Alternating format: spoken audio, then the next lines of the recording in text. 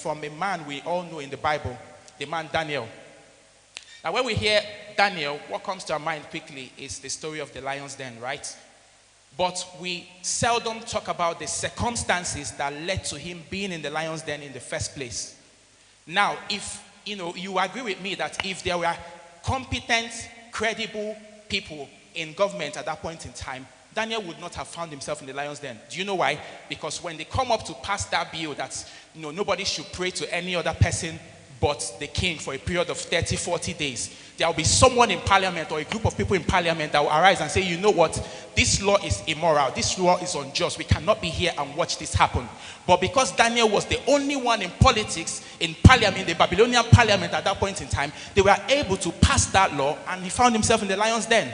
I want to show you something that very few people hardly find in the Bible. I was doing a bit of in-depth research and I started looking, I started checking. I was asking myself, why was Daniel the only one in government? And I began to research. In the book of Daniel will not show you the answer to this. But if you go deep into the book of Jeremiah, if you go to the book of Jeremiah chapter 52, if you begin to read from verse 28 to 30, you see an extensive, in-depth explanation of how these things happen. The Bible made us understand there that wave after wave of Judah's people were carried into Babylon under Nebuchadnezzar. Now I'm going to cite it for you so that you guys see what I'm trying to say. So in Nebuchadnezzar's 7th year, there were 3,023 people taken into captivity in Babylon. And in his 18th year, 832 people were taken.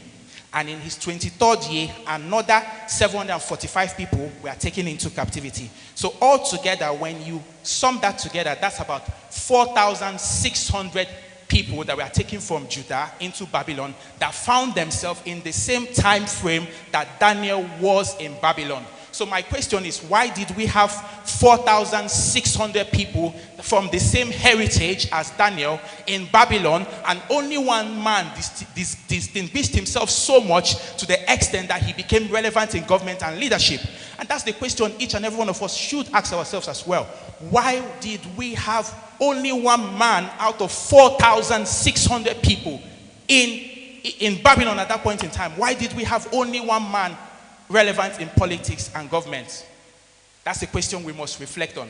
And if you bring it to our day and age, it's like what we call the Japa wave in our society. So you say, like in 2015, a number of people japped to the UK. Maybe fast forward to about 2020, another set of people japped to the UK. 2026, another set of people japped to the UK. So that's how that wave was at that point in time. Nebuchadnezzar will go to Judah, he'll take some people.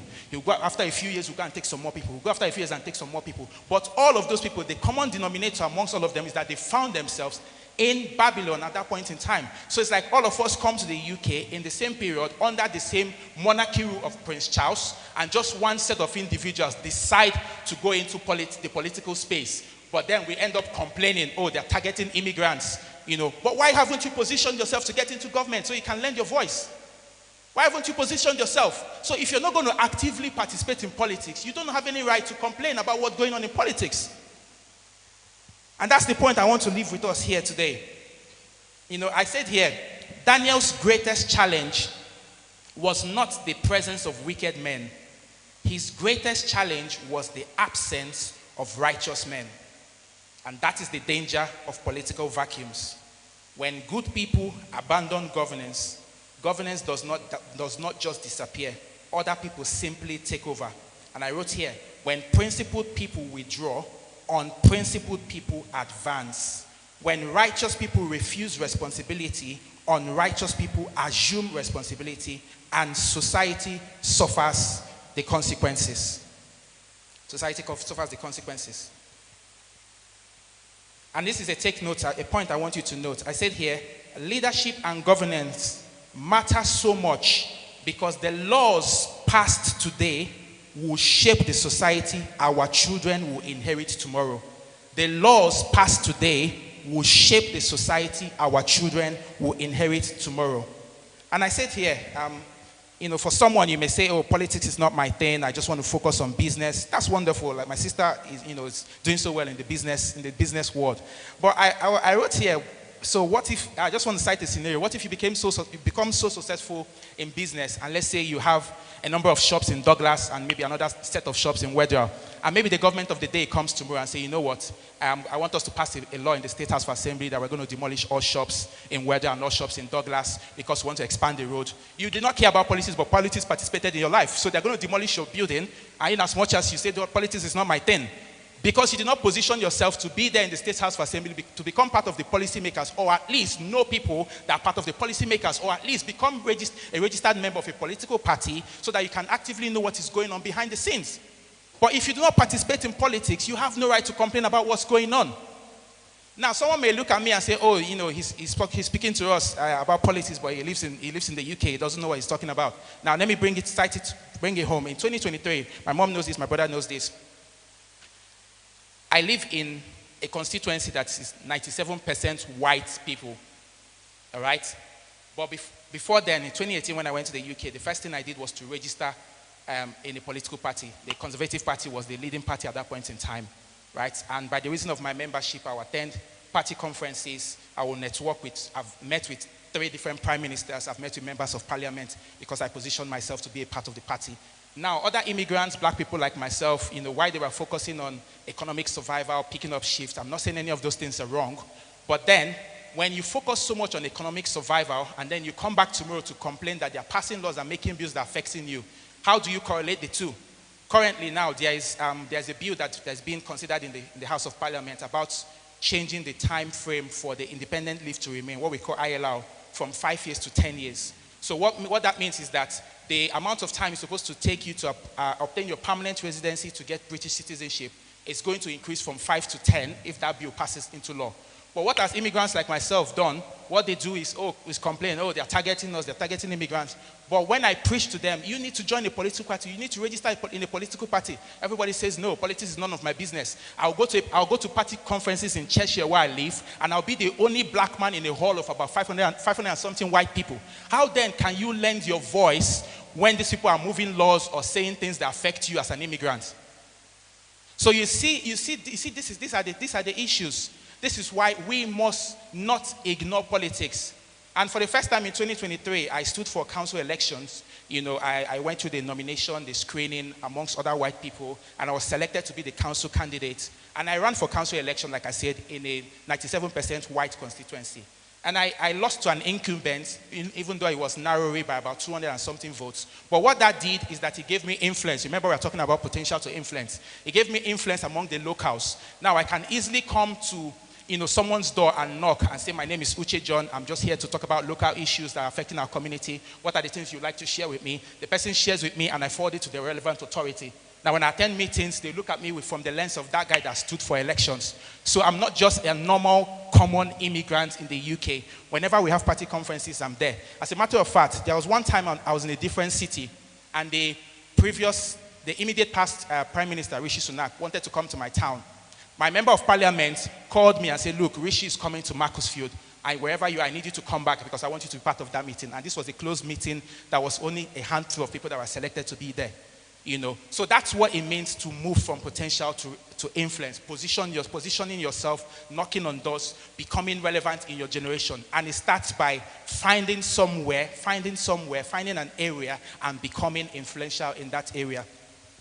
So I want to backtrack, say something here. I said here, politics affects business, politics affects education, politics affects healthcare, politics affects infrastructure, politics affects the security of life and property. Politics, in a nutshell, affects every aspect of society. And I wrote here, at some point, good people must move from criticism to participation. At some point, good people must move from William Wilberforce was a British politician in the House of Parliament at that time. William Wilberforce was the first person to actively canvass against slave trade in the UK.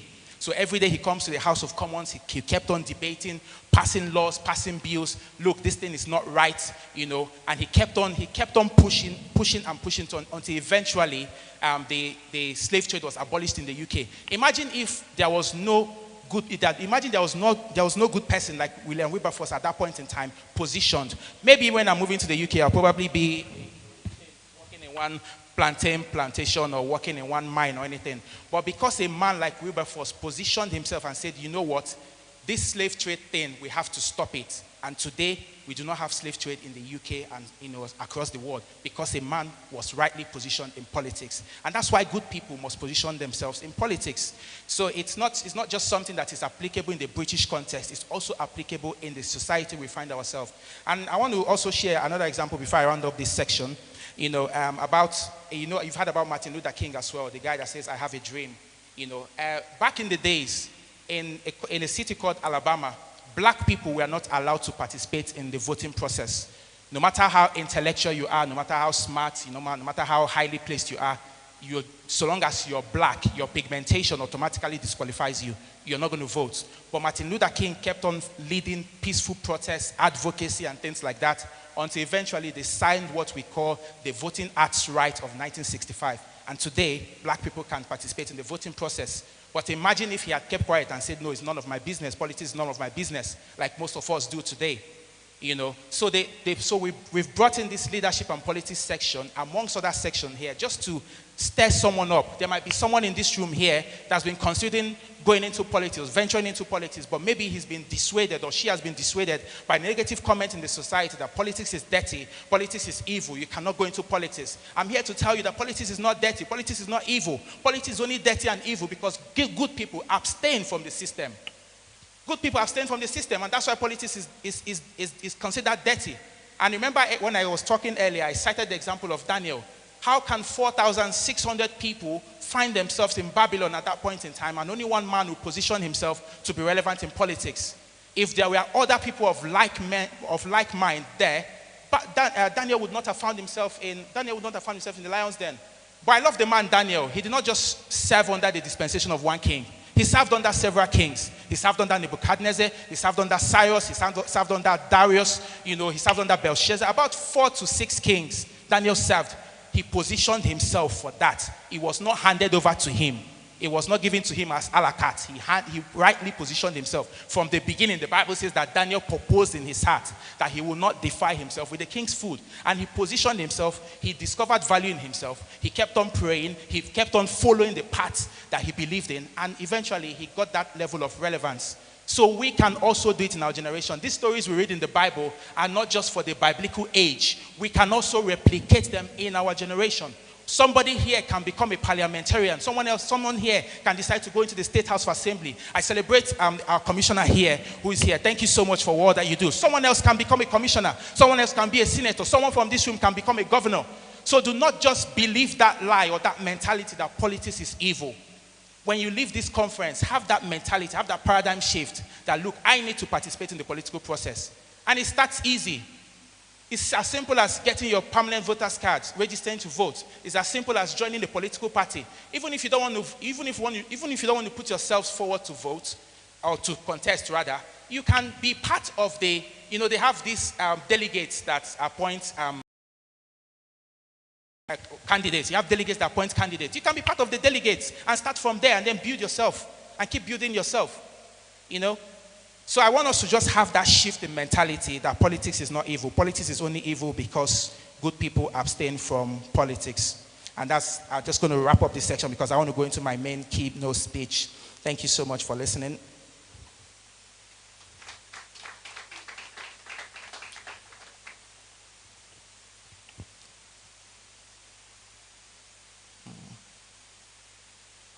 Give me a sec.